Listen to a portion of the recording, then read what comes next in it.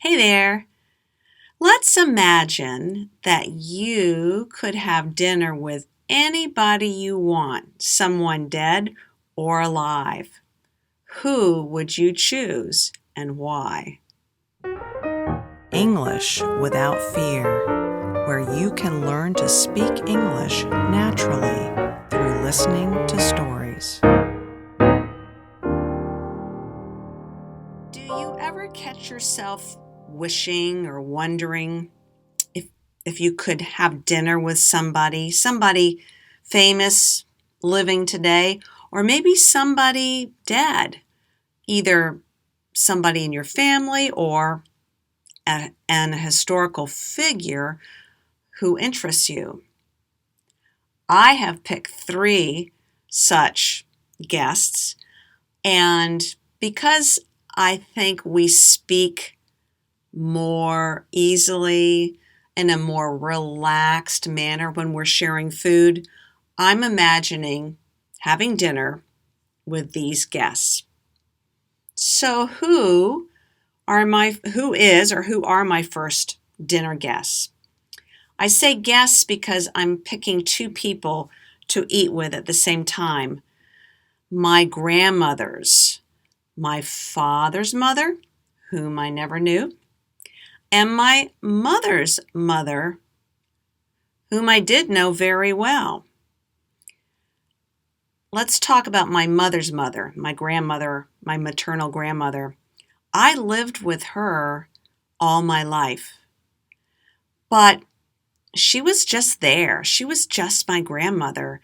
And there are so many things about her life that now I wish I had asked her about how she grew up, because she was born way back in 1885.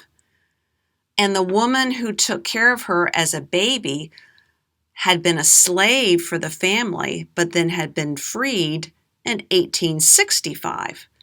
I have lots of questions for that grandmother. My other grandmother, my paternal grandmother, the mom of my father, she died before I was born. In fact, she died when my dad was only 15. I would love to sit down with her, with both my grandmothers, but to find out all about her life and what it was like, because she had a difficult life.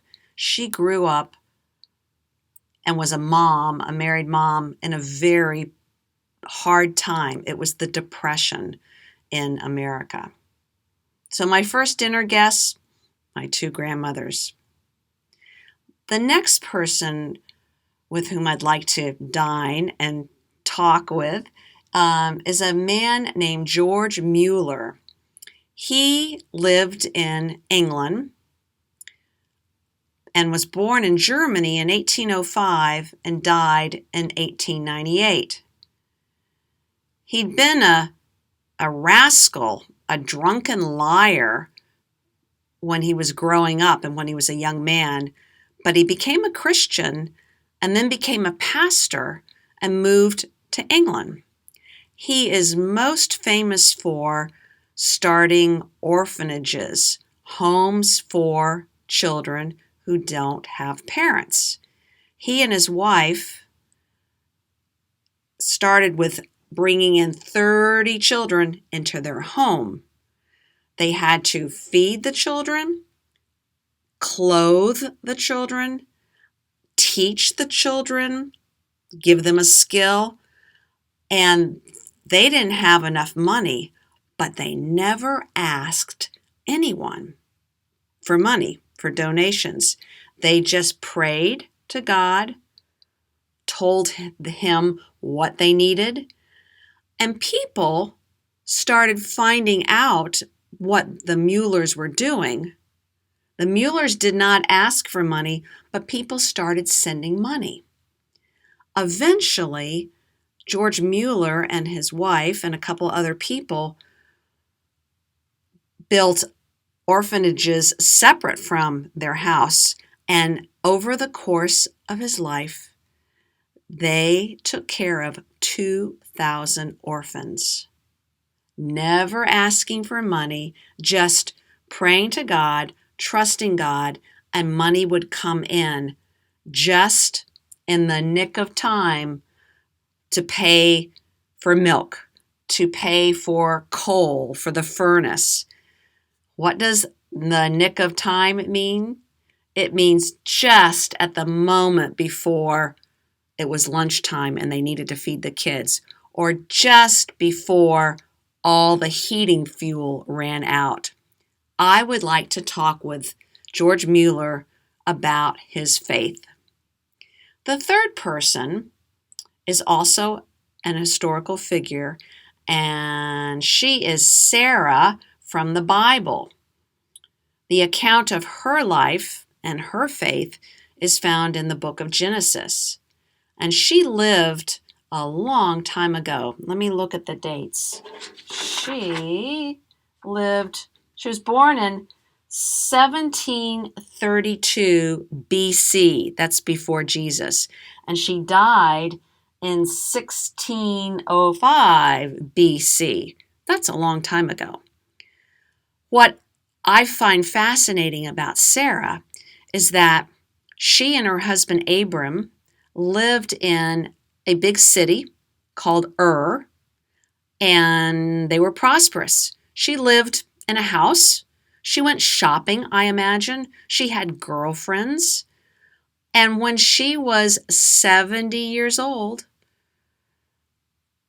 her husband had a dream from God, and God said, "Take your family and all your servants and flocks, your animals, and go to where I'm directing you."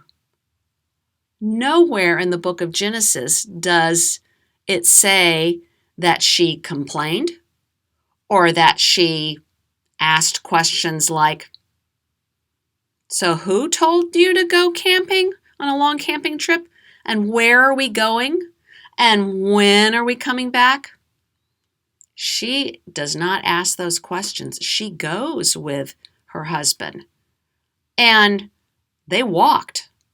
Well, maybe there was a camel or a donkey and she might have ridden part of the way, but this was a long journey, and they stopped only when God told Abraham, "This is where I want you to settle."